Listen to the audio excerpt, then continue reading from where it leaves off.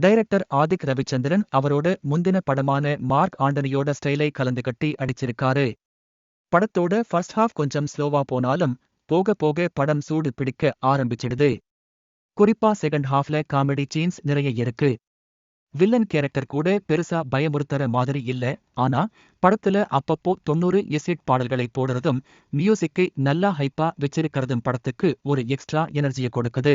இந்த படம் முழுக்க முழுக்க ஒரு ஜாலியான என்டர்டெய்னர். சீரியஸான படம்னு நினைச்சிட்டு போகாதீங்க. மார்க் ஆண்டனி மாதிரி படம் முழுக்க சிரிக்கலாம், விசிலடிக்கலாம்னா படத்தை பார்க்க போகலாம்.